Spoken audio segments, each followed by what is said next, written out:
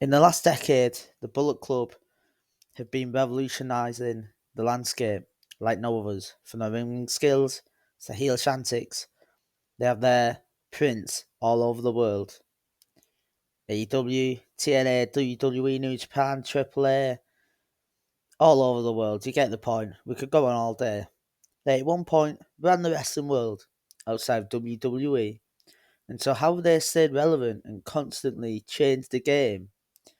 To find this out today, we're going to go over the three main factors that have contributed to the Bullet Club's success and why I strongly believe they could be the most integral and most important faction in professional wrestling history. Well, with many factions, one of the main problems is that when members leave, they struggle to evolve. This was no different for the Bullet Club. Of course, not being in WWE, many wrestlers dream to make it to the WWE. So throughout every era, the Bullet Club have had members come and go, more than any other faction you could say. So whether they wanted to or not, they had to evolve. And they've done so brilliantly. For example, when AJ Styles took over from Prince Devitt, before AJ, Bullet Club was more junior heavyweight dominant, I'd say. You had Devitt in the junior heavyweight division, Bullet Club in the Young Bucks in the junior tag team division. So when Styles joined, he immediately made his mark in the heavyweight division. Bullet Club became a lot more dangerous, a lot more mainstream, of course. Having a big mainstream figure like AJ Styles joined after recently leaving TNA, then became more complete as well. Because, like I said, now they had stars dominating across multiple scenes heavyweight, junior heavyweight, tag division. So we're just a lot more solid and it added more solidarity, in my personal opinion, especially with AJ beating one of the top stars in Okada to win the IWGP Heavyweight Championship. Another time they evolved, of course, is when these, well, five of the six men you can see on screen, left to form AEW and star in AEW, of course. So Jay White took over from the helm. The Aussie star brought back the ruthlessness that them slowly lost under Kenny Omega's late run of his tenure. Of course, I believe under Omega was more marketable, the Bullet Club, more popular.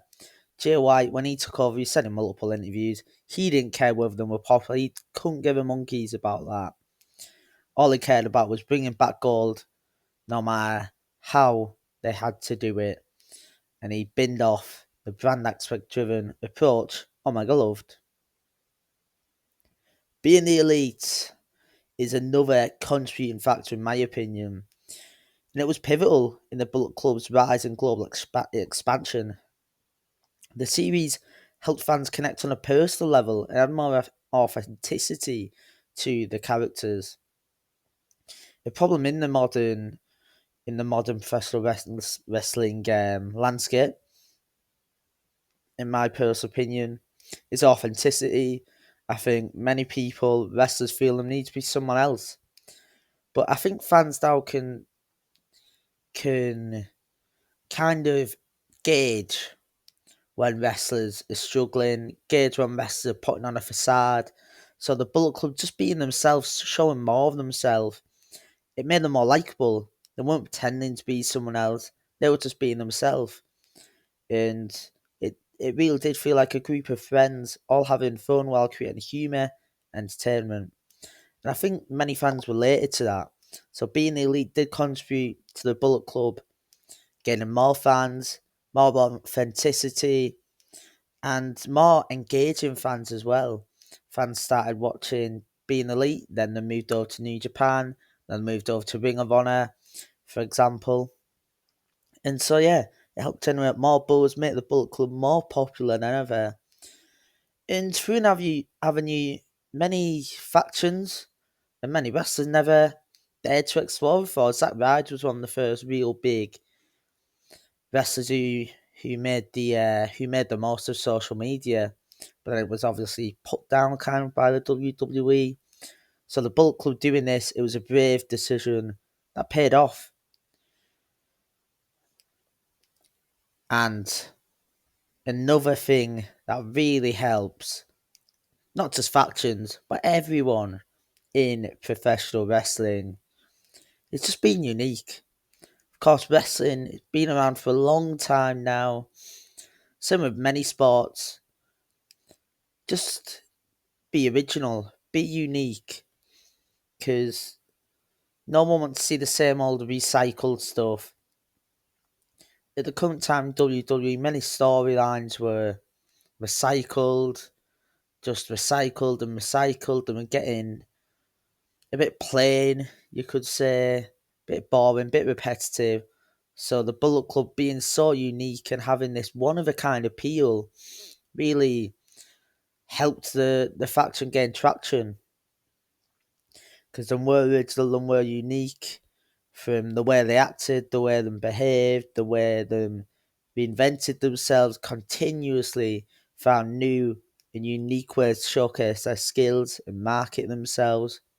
Like throughout Kenny's reign as leader, like I said before, as he got onto the later parts of his tenure, he led an approach where the Bullet Club were more likable, and he focused on making the Bullet Club more popular and more global through platforms like Twitter and the aforementioned Being the Elite, which, of course, we know clearly helped gain the Bullet Club many more fans and more engaged fans as well. When Jay White took over, he said, "To hell with it.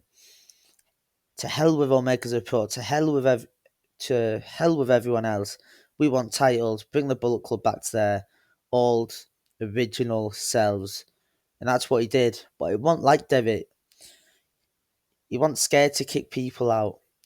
Kicking out El Fantasma, bringing in new members like Gabe Kidd and Clark Connors. So every time members left, the Bullet Club just found a perfect new unique member who seemingly perfectly fitted, which kept the dynamic of the group shifting, because they weren't scared to kick people out, and you never knew what was going to happen next. So overall, after 12 years, the Bullet Club have truly revolutionized the landscape and influenced wrestling, and shown the world the blueprint on how to achieve success and longevity as a faction, which is writing your own history, staying unique, and being able to continuously evolve. I've not even mentioned other strategies like the larger than life merch. But the point is, the Bullet Club, if there was not a Bullet Club, there'd be no AEW. Without the Bullet Club, Cody don't reinvent himself and he doesn't finish the story. We don't get that huge bloodline implosion. And without the Bullet Club, I don't think wrestling would be as popular as it is today.